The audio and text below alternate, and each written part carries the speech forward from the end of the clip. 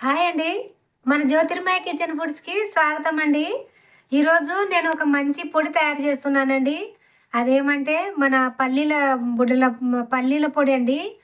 మరి ఈ పల్లీల పొడిని నేను ఎలా చేస్తానో, మరి ఏమేమి చేస్తానో వీడియోకెళ్ళైతే చూద్దాం పదండి.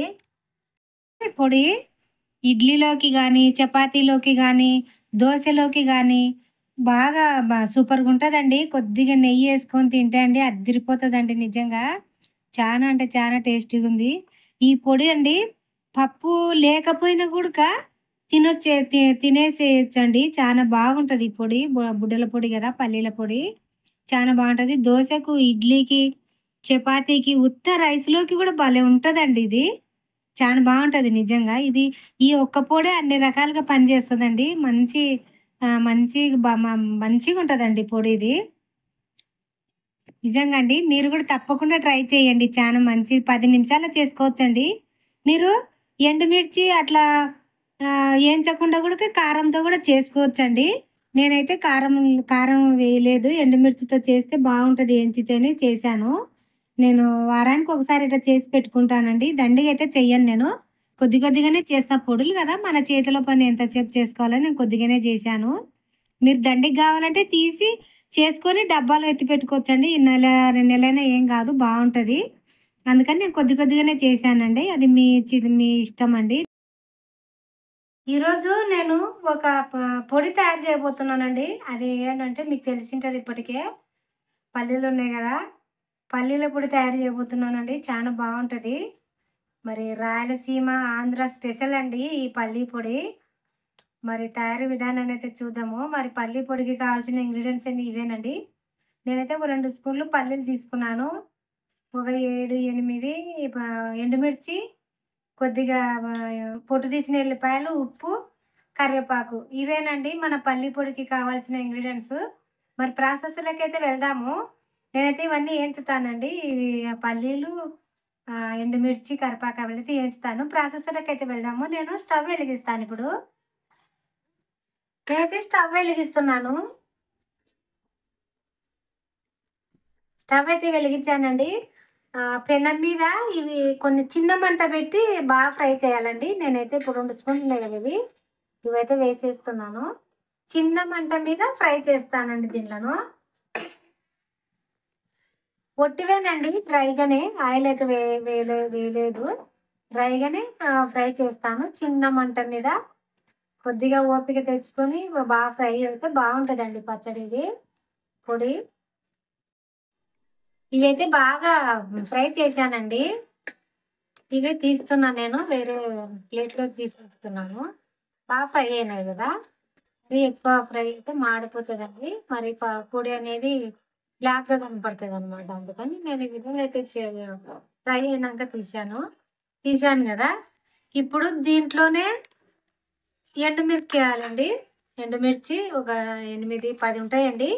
అవైతే వేస్తున్నానిప్పుడు. తుంచి వేస్తున్నాను. ఎందుకంటే అందులో ఇత్తనాలు గూడక బాగా ఫ్రై గావాలి గదా!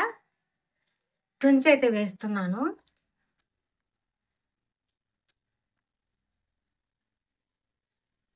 ఇవి బాగా లోపల వరకు గూడా బాగా ఫ్రై అయినాయండి. తీస్తున్నాను నేను. ఎగుతున్నాయి గదా! సిమ్‌లో పెట్టాను. ఒక 2 రెమ్మలు కరివేపాకు వేస్తాను. ఒక 2 రెమ్మలు కరివేపాకు వేస్తున్నాను. ఇది గూడక బాగా ఒట్టిగా ఫ్రై గావాలండి. ఎండు మిరపకాయలతోనే బాగా ఫ్రై అయితాయిలే. పచ్చిదేసానండి నేను. బావుంటది.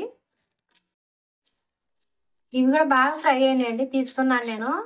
స్టవ్ అయితే బంద్ జేస్తున్నానండి ఇంగ. ఇంగ అయిపోయింది. తీసేస్తున్నాను.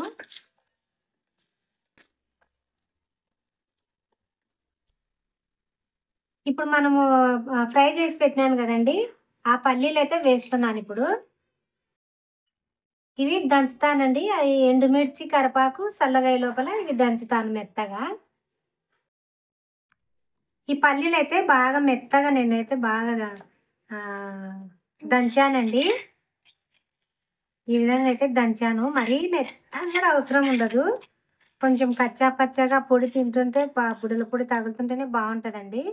ఈ విధంగా అయితే నేను దంచాను. ఇది పక్కకు పెట్టేసి అది ఉన్నాయి కదండి ఎండుమిర్చి, అవైతే నేను ఇప్పుడు దంచుతున్నాను.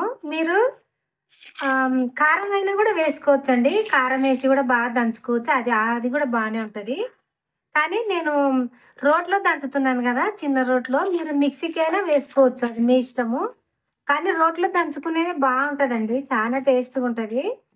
నేనైతే ఇప్పుడు ఈ ఎండుమిరకాయలు, కరివేపాకు దంచుతున్నానండి. ఎండుమిరకాయలు, కరివేపాకు బాగా ఇట్లా మెత్తగా దంచినానండి. ఇప్పుడైతే కొద్దిగా ఉప్పు వేస్తున్నాను. కొద్దిగా ఉప్పు వేసి మనం దంచి పెట్టుకున్నాం కదా, ఇదైతే ఇందులో వేసేస్తున్నాను. దంచి పెట్టినాను కదా, అది వేస్తున్నాను ఇప్పుడు. ఈ విధంగా అయితే దంచానండి. ఇప్పుడు మనం పొట్టు తీసి పెట్టుకున్నాం కదా, పొట్టు తీసి అయితే పెట్టాను. ఎల్లిపాయలు అవైతే వేస్తున్నాను. ఇప్పుడు దంచుతున్నాను.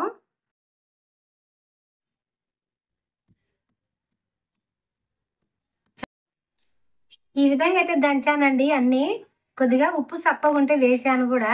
చాలా అంటే చాలా బాగుందండి పొడి. నిజంగా అన్నంలోకి అండి. ఒక్క పప్పు లేకున్నా కూడా ఈ పొడితోనే తినేయచ్చండి అంతా. అన్నం మొత్తము అంత బాగుందండి నిజంగా. బుడలిత్తనాలు కదా పల్లీలు.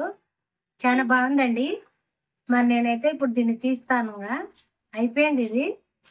అండి మన పల్లీల పొడి నిజంగా అంటే చాలా బాగుందండి. మన ఆంధ్ర రాయలసీమ స్పెషల్ పొడి అండి ఇది. నిజంగా చాలా అంటే చాలా బాగుంది.